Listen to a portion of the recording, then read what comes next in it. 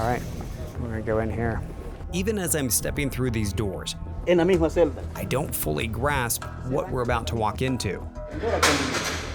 Suddenly, you're hit with the intense gaze of dozens locking onto you.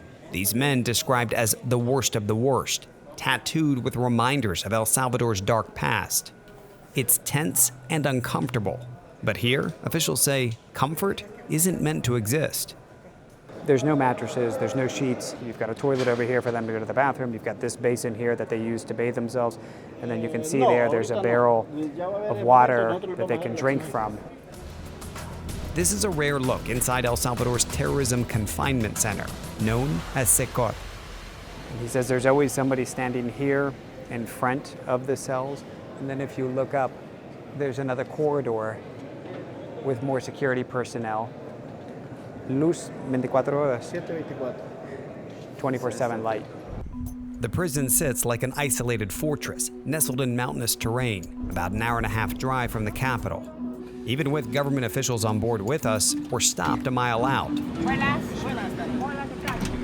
Oh, okay. He's gonna inspect bags now too. Okay, we're clear to get back in. Only to hit another checkpoint.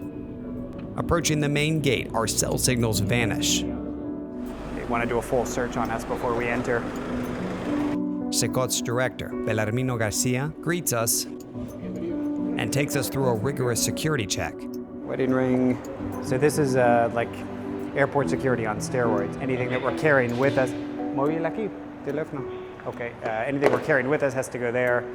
And then there's a body scan that continues on the other side. Aquí. Shoes off. This one back on.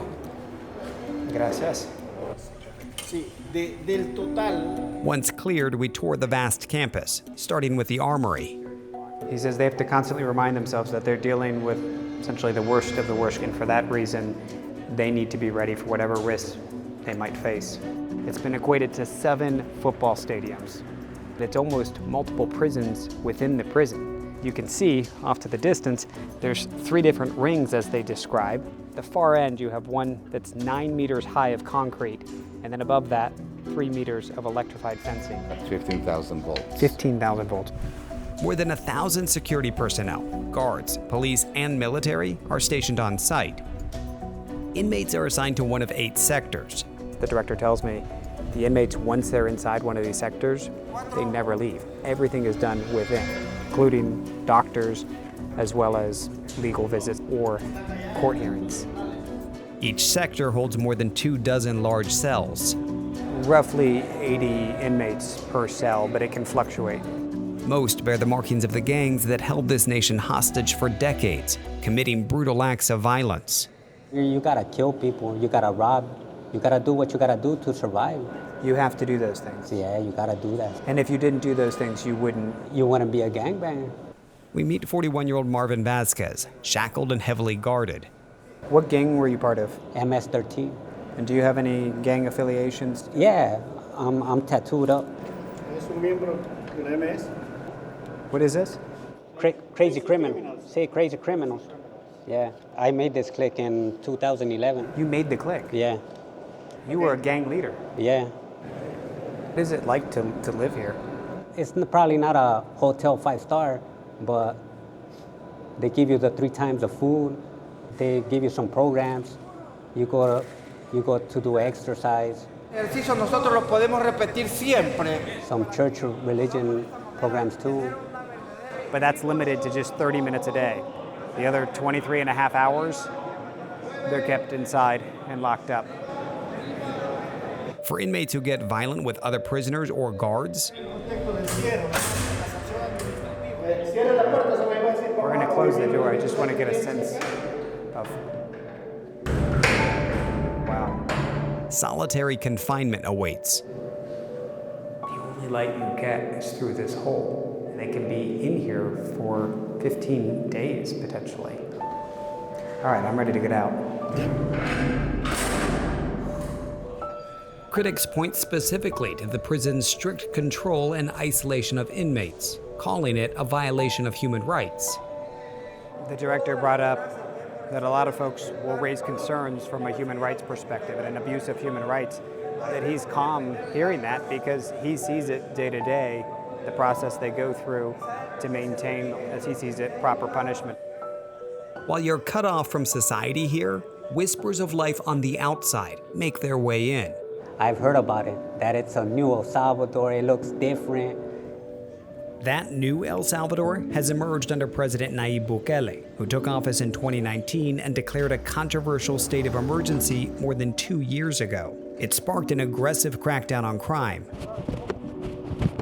We see that firsthand as some 2,500 police and soldiers deploy into one neighborhood. He's going to go on through the night for however long it takes for them to root out any suspected criminal elements.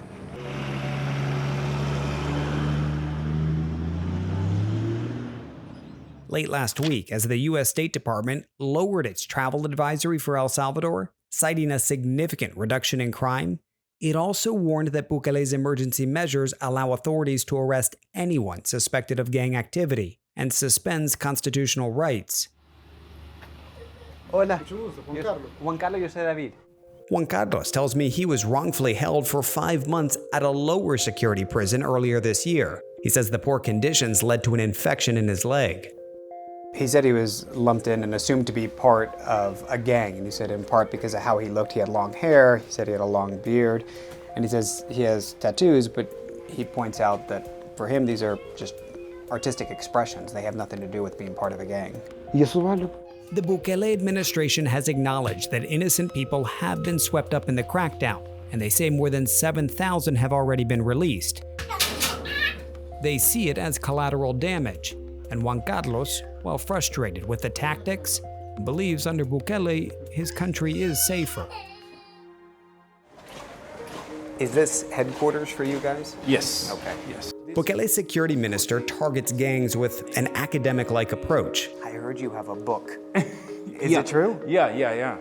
And this is a book that has the markings of gang members. All the marks. The minister compiling his findings from his nearly 30 years in law enforcement to help interpret gang symbols.